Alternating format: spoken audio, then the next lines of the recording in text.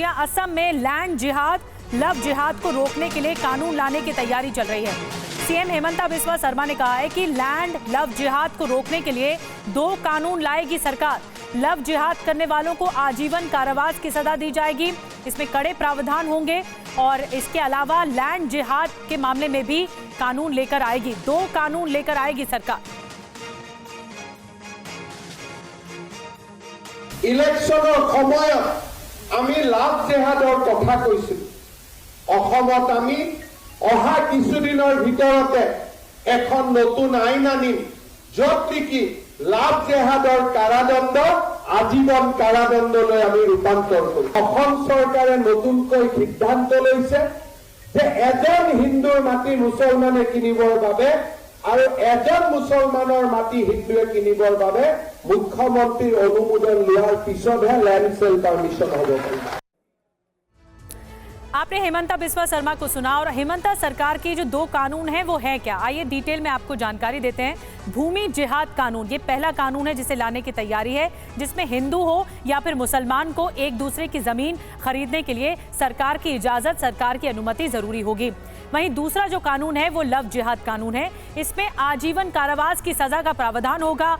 जबरन धर्म परिवर्तन, धोखे से संबंध पर भी सजा होगी। तो ये कड़े इसमें प्रावधान रखे जाएंगे, जैसा कि हम डिटेल में आपको जानकारी दे रहे हैं इन दोनों कानून के बारे में, भूमि जिहाद कानून और लव जिहाद कानून। अब आपको बताते हैं किन किन राज्यों में जबरन धर्म परिवर्तन के खिलाफ कानून है और उसमें सजा के लिए क्या कुछ प्रावधान है। कौन कौन से ऐसे राज्य हैं? शुरुआत बड़े राज्य से करते हैं, यानी उत्तर प्रदेश से। जी हाँ, उत्तर प्रदेश में prohibition of unlawful conversion of religion amendment bill 2024, इसमें सजा का जो प्रावधान है 20 साल तक की सजा की जेल या उम्र कैद और 50,000 तक का जुर्माना, ये है यूपी में। Gujarat freedom of religion act 2003, इसमें जो सजा का प्रावधान है लव जिहाद के खिलाफ वो 3 साल तक की जो कैद है और 50,000 तक इसमें भी जुर्माना लिया जाता है।